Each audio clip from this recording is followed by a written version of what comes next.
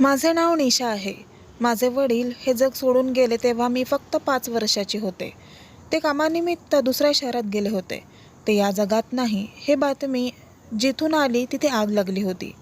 त्यांचा मृतदेहही कोणाला सापडला नाही. ही बातमी माझ्यासाठी खूप वाईट होती, कारण मी माझ्या वडिलांवर खूप प्रेम करत होते. माझी आई खूप तरुण आणि सुंदर होती, पण तरीही तिने पुन्हा लग्न करण्यास नकार दिला.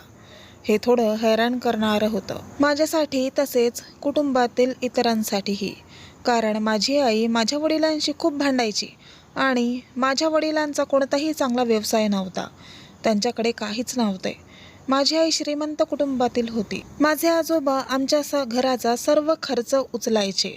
ते माझ्या वडिलांना सतत शिवाशाप देत असे. माझी आई ही त्यांच्यात सामील व्हायची. माझे वडील खूप अस्वस्थ राहत होते. अशा परिस्थितीत मी त्यांना अनेकदा रडताना पाहिले. मग ते मला मिठी मारून म्हणायचे की माझ्या लाडाचं बाळ, मी तुझ्यावर खूप प्रेम करतो. मी म्हणायचे की तुम्ही माझ्यासाठी या जगातला सर्वात प्रिय पिता आहे. मुलीसाठी तिचे वडीलच तिचे सर्वस्व असतात, मग तो मजूर असला तरी. माझे वडील मला सोडून गेले त्यावेळी मी खूप लहान होते. माझे वडिलांवर जेवढे प्रेम होते तेवढे आईवर नव्हते. मी छोटी होते तेव्हाही वेदना मी कशी तरी सहन केले, पण माझ्या मनात वडील गेल्याची बातमी कायम घर करून बसली आणि मी अनेक रोगांना बळी पडले. ज्यामुळे सर्वात मोठी समस्या ही होती की माझी स्वतःवर अजिबात विश्वास नव्हता. कोणासमोर ही बोलता येत नव्हते. मी शाळेत खूप मेहनतीने अभ्यास केला, त्यानंतर घरी बसून BAची तयारी केली. पण तरीही बाहेर गेल्यावर किंवा लोकांशी बोलायला माझे हातपाय थरथरायचे. लोकांनाही आश्चर्य वाटायचे की हिला काय झालं, ते बोलूही शकत नाही. मला कायम असे वाटायचे की मी एकटीच आहे. माझ्या आईच्या आयुष्यात काही फरक पडला नव्हता. ती नेहमी चांगले कपडे घालायची, स्वतःची काळजी घ्यायची, बाहेर जायची. मला या जगापासून आणि आईपासून दूर राहायचे होते. म्हणून मी माझ्या घराच्या बाजूला असलेल्या एका गेस्ट रूममध्ये राहू लागले. मी त्या खोलीतच आराम करायचे, कारण ती खोली बाहेर होती आणि तिचे छत खराब झाले होते. त्यामुळे तेथे पाणी भरू लागले. त्यामुळे माझ्या आईने मला घरात परत येण्यास सांगितले. आता काही खोल्या रिकाम्या आहेत, तुला बाहेर राहण्याची काही गरज नाही, असे ती म्हणाली. मला यायचं नव्हते, पण आता दुसरा पर्याय नव्हता. मी घरात आले. माझ्या खोलीच्या समोरची खोली माझ्या आईची होती. माझ्या खोलीतूनही तिच्या खोलीच्या खिडक्या दिसत होत्या. माझ्या लहानपणीही मी याच खोलीत राहत होते, म्हणूनच मला इथे यायचे नव्हते, कारण येथे मला माझ्या वडिलांची पुन्हा पुन्हा आठवण यायची. मी डॉक्टरांशीही बोलले होते की मी दर सोमवारी डॉक्टरांकडे यायचे. ते पण सांगायचे की तू वडिलांचा मृत्यू मनावर घेतला आहेस, ज्याने तुझ्यात भीती निर्माण केली आहे. त्यामुळे तुझे जीवन उद्ध्वस्त होत आहे. पण तुला स्वतःवर नियंत्रण ठेवावे लागेल, कारण ते हे जग सोडून गेले आहे. पण तुला या जगात जगायचे आहे. तुला लोकांशी बोलावे लागेल. तू लोकांशी कसा संवाद साधणार, तू कसे वागणार. मी स्वतः खूप काळजीत होते, कारण मी 18 वर्षाची झाले होते.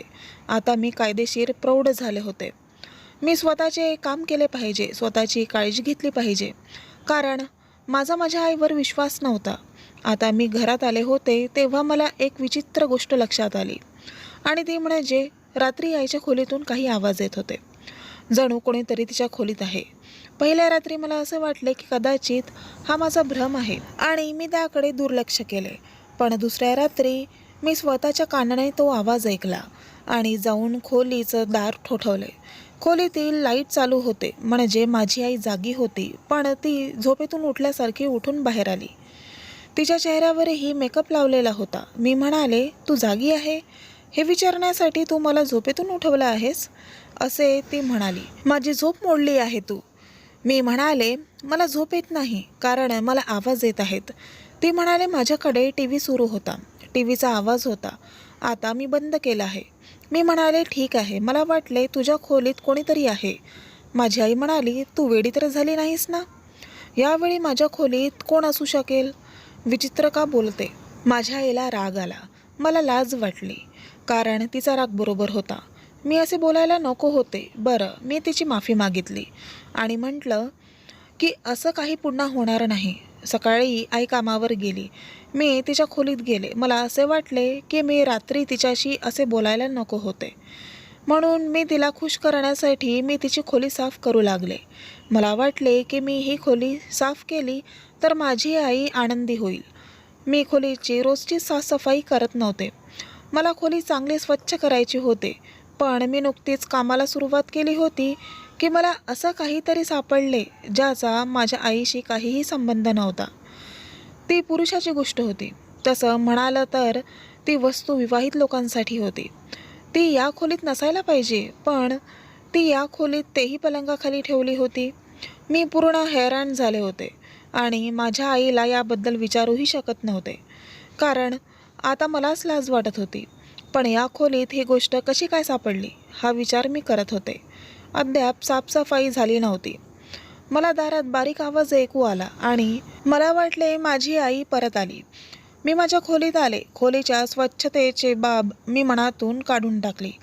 दुसऱ्या दिवशी मला आणखी एक सत्य कळले की माझ्या आईच्या खोलीत जो टी व्ही होता तो टी व्ही बंद होता. हे मला आठवड्यातून एकदा येणाऱ्या मोलकरणीने सांगितले होते. ती म्हणाली, खूप दिवसांपासून टी व्ही खराब आहे. तुझी आई नीट होणार नाही म्हणत होती. ती मला घेऊन जा म्हणाली. नीट झाला तर तुझ्या मुलांसाठी ठेव असं म्हटली. मी माझ्या पतीला येऊन घेऊन जायला सांगितले, पण माझा नवरा टी व्ही घ्यायला आला नाही. तो खूप कामचुकार आहे. तिने तिच्याच समस्या सांगायला सुरुवात केली. पण येथे मी फक्त या गोष्टींवर लक्ष केंद्रित होते की जर टी व्ही खराब असेल तर याचा अर्थ असा आहे की माझ्या आईने त्या रात्री टी व्ही चालू केला नाही. मग तिच्या खोलीतून पुरुषाचा आवाज कसा येत होता? हे सर्व खोटे होते का? या घराबाहेरच्या खोलीत तर मी माझ्या आयुष्यातील बरेच वर्षे एकटेपणात घालवली होती. घरात आल्यावर मला या सगळ्या गोष्टींची माहिती होत होती. मी घरात होते. ती खोली अगदी लहान होती. फक्त 2 पाहुण्यांना राहता येईल अशी. बाथरूमही नव्हते. बाथरूम मागे बांधले होते. हिवाळ्यात मला बाहेर जावं लागायचं. माझी आई मला हे कधीच म्हणाली नाही की तू आत ये. तू या खोलीत कसे राहते? खोली चांगली नाही. बाथरूमही बाहेर जावं लागतं. खूप थंडी आहे. शेवटी मी तिची एकुलती एक मुलगी होती. ही खोली खूपच खराब होती. मग एक दिवस आईने मला आत बोलवले. हे घरही खूप जुनं होतं. हे घर माझ्या वडिलांचे नव्हते, ते माझ्या आजोबांचे होते. ही एक जुनी हवेली होती. तिचे 2 भाग झाले होते. अर्धा भाग कोणीतरी अतिक्रमण करून खटला जिंकून आपल्या नावावर करून घेतला होता. आमचा थोडा वाटा होता. हे घर ब्रिटिशकालीन होते. 100 वर्षे जुने असावे. हे घर कोणी पाहिलं तर त्यांना खूप आश्चर्य वाटायचं. घर किती जुने आहे, आम्हाला ते आतून बघायचे आहे वगैरे वगैरे. पण माझं बालपण इथेच गेलं होतं, त्यामुळे मला या घरची विशेष ओढ नव्हती. माझे आजोबा हे घर सोडून गेले तरी प्रत्येक महिन्याला आमच्या नावावर काही पैसे यायचे. त्यामुळे आमचा घर खर्च चालत होता आणि एक मोलकरीण ठेवली होती. एका दिवशी माझी आई मला म्हणाली की तू रिकामी बसली आहे तर माझ्या केसांना कलर कर. ती स्वतःची खूप काळजी घ्यायची. ती सौभाग्यवती सारखीच जगत होती. एकदा दिवाळीला मी माझ्या आईला मेहंदी लावताना पाहिलं होतं. तिच्या हातावर मेहंदी लावायची इच्छा नसते, पण माझ्या आईचे हे वागणे विचित्र होते. मेहंदी नेहमी नवऱ्याच्या नावाने लावली जाते, पण माझी आई तर विधवा महिलापेक्षा वेगळीच राहायची. ती स्वतःची खूप काळजी घ्यायची. आता तिचे केस पांढरे व्हायला लागले की ती रंगवायची, मेहंदी लावायची, छान रंगाचे कपडे घालायचे, प्रत्येक सणाची तयारी करायची. तिचे पाय स्वच्छ ठेवणे, नखांवर नेल पॉलिश लावणे, स्वतःला व्यवस्थित ठेवणे. मी बहुतेक वेळा स्वतःची काळजी घेत नव्हती, तेवढी माझी आई स्वतःची काळजी घेत असे. माझ्या आई आणि वडिलांचा प्रेमविवाह झाला होता, म्हणूनच माझ्या श्रीमंत आईने गरीब माणसाशी लग्न केले. नाही तर माझ्या आजोबांनी हे लग्न कधीच होऊ दिलं नसतं. ते सैन्यात होते आणि खूप कडक व्यक्ती होते. एका रात्री मला माझ्या आईच्या खोलीतून पुन्हा आवाज आला. मी कान लावले आणि एका पुरुषाचा आवाज ऐकला. कोणीतरी पुरुष बोलत होता. माझी आई हसून लाजत होती. असे वाटत होते की तो माझ्या आईची प्रशंसा करत होता. मी खोलीत गेले नाही, पण मला खात्री होती आत एक पुरुष होता आणि काही दिवसांनी माझ्या वडिलांची पुण्यतिथी होती. माझ्या वडिलांच्या पुण्यतिथीला मला नेहमी दुःख होत असायचं, जणू ते आजच हे जग सोडून गेले. मी आईकडे पाहिले तर ती तयार होऊन बाहेर चालली होती. मी तिला म्हणाले की आज तू साधे कपडे घातले असतेस. विधवेने फॅशन केली तर तिचा नवरा दुखावतो असे म्हणतात. आई म्हणाली, तुला काय म्हणायचे आहे? मी म्हणाले, आज वडिलांची पुण्यतिथी आहे. तिनेच विचित्र चेहरा केला. मग ती म्हणाली, तू आज काय करणार आहे? मी दरवेळेप्रमाणे गरिबांना मदत करेल असे सांगितले. मग तिने मला माझं काम करायला सांगितलं. मी म्हणाले, तू कुठे चालली आहेस? तर ती म्हणाली, माझ्या एका मैत्रिणीच्या मुलीचे लग्न आहे. मी म्हणाले, तुझ्या नवऱ्याची पुण्यतिथी आहे आणि तू लग्नाला जात आहेस? ती म्हणाली की दरवर्षी पुण्यतिथी येते. मरणाऱ्यांसोबत कोणी मरत नाही. माझी मैत्रीण पण खूप छान आहे. तिला एक तरुण मुलगा असून तो शहरात राहतो. मला तुझं लग्न त्याच्याशी करायचं आहे, म्हणून मला जावं लागेल. मी म्हणाले, जेव्हा तुझ्या मैत्रिणीला कळेल की तू तुझ्या नवऱ्याच्या पुण्यतिथीच्या दिवशी एका लग्नाला जात आहेस, तेव्हा ती तुला चांगली व्यक्ती मानणार नाही. आई म्हणाली, तू खूप उद्धट झाली आहेस. माझ्यासमोर परत असं बोलली तर थोबाड फोडील. तू कुणावर गेली आहेस माहीत नाही. तुझे वडील तर असे नाहीत. मी म्हणाली की ते माझे वडील होते. त्यांच्यासाठी थोडा वेळ तरी काढ. पण तुला त्याचं काही देणं घेणं नाही. माझ्या आईला त्याची पर्वा नव्हती. तिने काहीही उत्तर दिले नाही. ती घरातून निघून गेली.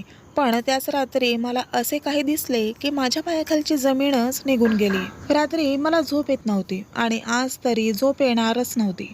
आज माझ्या आयुष्यातील सर्वात वाईट दिवस होता. मला माझ्या आईच्या रूममध्ये माणसाची सावली दिसली. खिडक्यांमधून ते दिसत होते. मला तिच्या खोलीत कोणीतरी पुरुष उपस्थित असल्याची खात्री होती. मी लवकर उठले. एक क्षणही वाया न घालवता मी तिच्या खोलीवर ठोठवायला सुरुवात केली. 3-4 मिनिटांनी दरवाजा उघडला. मला खात्री होती की जे कोणी आत आहे ते बाहेर आले नाही, कारण मी दरवाजासमोर उभी होते. जे कोणी आत होते ते आतच असेल. पण जेव्हा मी आत गेले, माझ्या पायाखालची जमीनच सरकली, कारण तिथे कोणीच नव्हते. पलंगावर एवढी छोटीशी चादर होती की त्याखालील सगळे दिसत होते. पलंगाखालीही कोणी नव्हते. मी म्हणाले, माझ्या खोलीतील बाथरूममधला नळ खराब झाला आहे. मला तुझ्या बाथरूममध्ये जावं लागेल. पण बाथरूममध्येही कोणीच नव्हते. आता मला हे समजू शकले नाही की मी माणसाची सावली पाहिली, माणसाचा आवाज ऐकला आणि तो या खोलीतून कुठे गायब झाला. मला खूप आश्चर्य वाटले. मला माझ्या आईच्या चेहऱ्यावर स्पष्टपणे दिसत होते की नक्कीच काहीतरी गडबड आहे. परंतु मला याचा पुरावा न मिळाल्याने मी तिच्याशी काही बोलले नाही.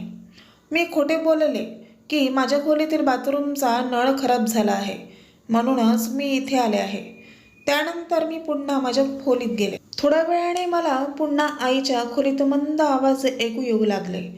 एक तर माझी आई वेडी झाली होती. ती स्वतःशीच बोलायची, किंवा नक्कीच काहीतरी होते, किंवा खोलीत काही भूत होते जे मला पाहताच गायब झाले.